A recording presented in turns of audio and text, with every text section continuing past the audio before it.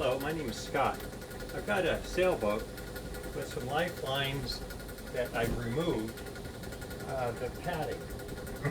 When I removed them, all the insulation inside of my lifeline pads had broken down. So what I do is I completely stripped out the insulation on the inside using sort of a little hook assembly like this, just a welding rod with a little hook on the end of it, and I pulled all the insulation out. I then put them in the washing machine and washed these. I also cut the knots on the end loose, right in here, so that I have one end that's completely open.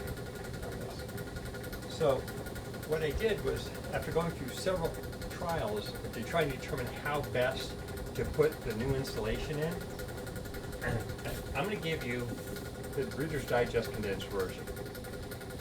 When you pick up the insulation, this is just polyurethane insulation, just common household piping insulation, but it's half-inch ID with a 3/8 wall. Don't get the half-inch ID with a half-inch wall, it won't work.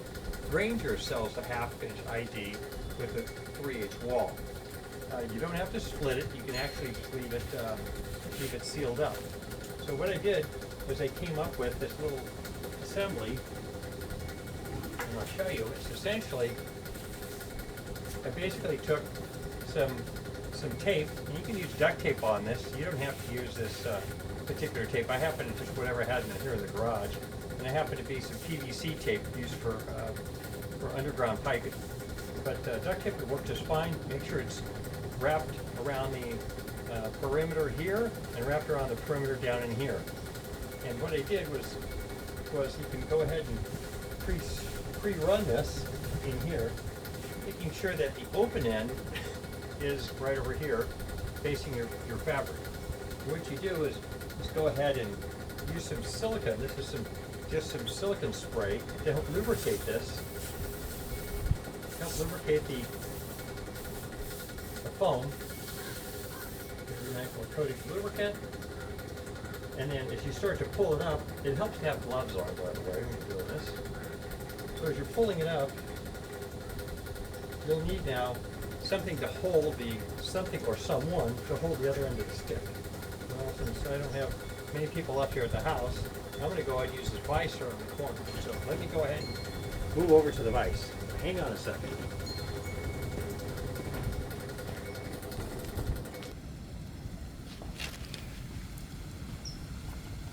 So I come around here and I clamp that broomstick here at the end of it into this vise.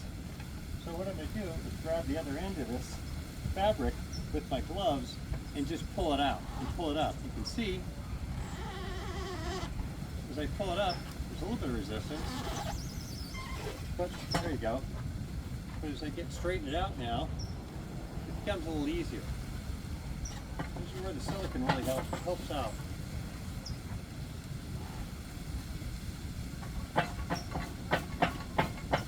Give it a little tug like this, and this is working great. Let me go ahead and adjust this vise down a little bit. There we go.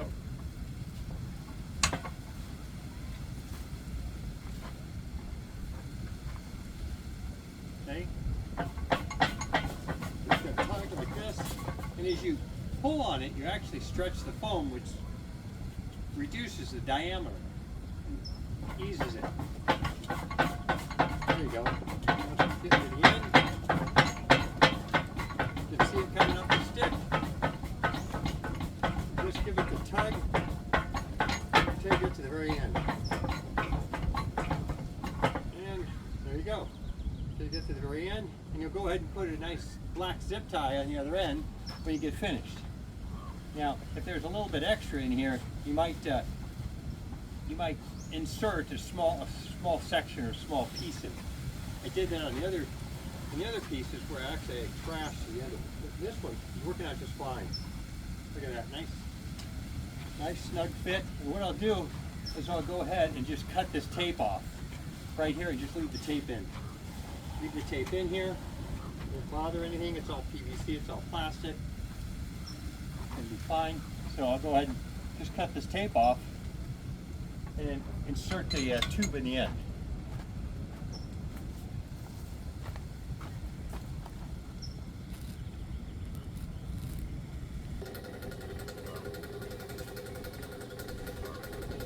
All right, here we are back in the garage. Got the vacuum pump running because, well, I tried to reduce the diameter of this foam, which we used to do at Honeywell when we had a lot of the foam, and this foam was insulating some vapor cycle recovery units on the Airbus A350. When we pull a vacuum on them continuously, it would reduce the diameter. Well, I tried doing it this time, but it didn't seem to work just once. So what I'm going to go ahead and do is I'm going to cut this tape off here. This is the tape in here. I'm going to go ahead and just slice it in here without cutting the umbrella. There we go. And here it is. And what I'll do is I'll now take this tube, the hose, make sure you've got a good end on it. If you don't, go ahead and make one. And go ahead and give it a little bit of silicone spray too. This will help push it through. So I'm going to grab my silicone spray here, and I'm going to push it through on this. Do a little silicone spray in here, spray the carpeting. All right, now I'm going to go ahead and just push this bad boy right through here. There you go. That just easily goes through, slides through. Nice, nice, nice. You know, you don't have to lubricate the whole thing. You just lubricate the beginning. And it sticks out a little bit. Looks like it's a little long. So what I'll do is I'll just leave it until I get to the boat. When I get to the boat, I'll maybe pull the umbrella and extend it a little bit, or just cut this tube and make the tube a little bit shorter. But anyway, that's it. I've got 3 of them done out of 4 right here. They look nice and new, and they're nice and cushy. So the crew will love it when they hang out over the edge with the J-boat. And so that's it, basically.